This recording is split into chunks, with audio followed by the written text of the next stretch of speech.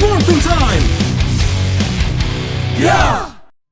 The 2017 Power Rangers movie destroyed the great opportunity we had to see a Power Rangers movie worthy of our admiration and took many of us by surprise since it was a movie out of the canon, meaning that it had nothing to do with the TV series.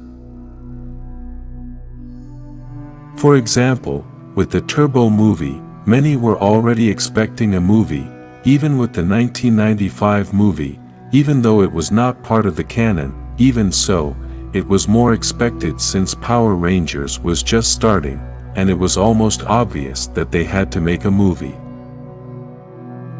Also, in the 95 movie they used the same actors that were in the series at the time.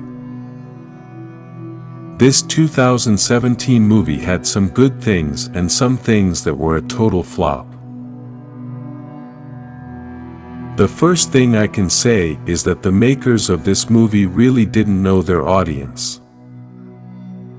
Even though it had some fan service, there were some things that really annoyed the fans, even annoying the original Power Rangers actors themselves. We can start with the good things, and even though the movie was not a total success, it still has things to be thankful for as fans. The first thing we can be thankful for is having used a piece of the Mighty Morphin theme song. That was a moment that brought the old fans to relive all their childhood because, although you can listen to this song at home at any time, it is very different to be able to listen to it in the cinema. Another good thing is the special effects, which in my opinion were very well done. This was to be expected since we are talking about a movie that was released in 2017 and not in 1995. The sounds, the images, the colors, the animation of the Zords, all of that was very good and it was something we could really enjoy. Even though the story is not the original canon story, I really liked seeing that Zordon and Rita were also Rangers.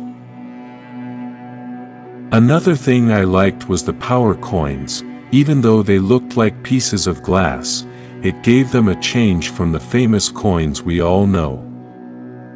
We should also highlight the comedy that we had in this movie since Power Rangers has always had a bit of comedy combined with drama and action. Lastly, the appearance of the original actors of Kimberly and Tommy was something that made everyone scream with excitement. It would have been better if all the original actors had a part and not just for a few seconds but had some dialogue as well. Those were the good things I could enjoy about the movie, but I think the things that made the movie fail were more. First, we must start with the worst, the story of the Power Rangers, 5 rebellious people who were misfits and had a lot of problems with their family and friends. Since Power Rangers began, the Rangers have always been an example for all fans. People who do things right and have good relationships with the other people around them like family and friends. They are not perfect, they all have their problems, but they were always people who sought to do good.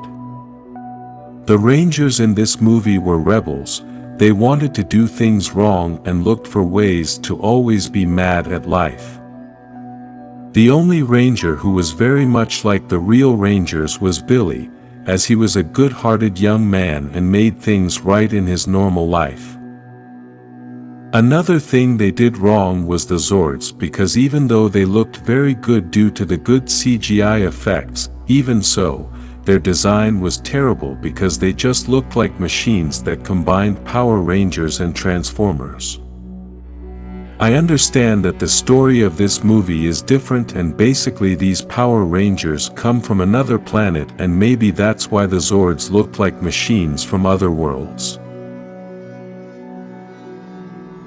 That's why I said the makers of this movie didn't know their audience, as any fan would have loved to see the old Mighty Morphin Zords created with 2017 technology.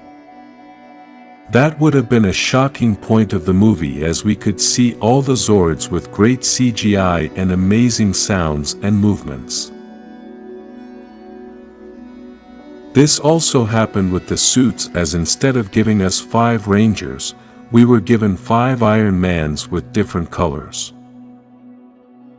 These suits have nothing to do with the Power Ranger suits, and they were able to create a much better version of any suit. The proof that they were able to make better suits can be seen in the creations that have been made by different artists all over the internet, who have done an incredible job creating suits of another level. One of the things I liked least was Golder, as this character meant nothing. He was a gold giant melting and destroying everything with no personality, no face, and no voice. Golder is one of the most iconic characters in the franchise, and in this movie, they turned him into something unimportant.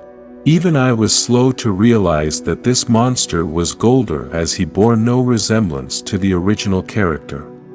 With 2017 technology, they were able to create a spectacular monster with more power and a lot of personality. In the TV series, the monsters always have a lot of personality, and this is what makes them unforgettable and unique enemies. This great personality was given to Rita, as she was one of the few good things the movie had. Rita's costume was spectacular, and the gold cane was impeccable, plus the deformation of her face made her look evil and dangerous. One of the things that bothered me the most about this movie was Zordon's personality, as here he was made to look selfish at the beginning of the movie.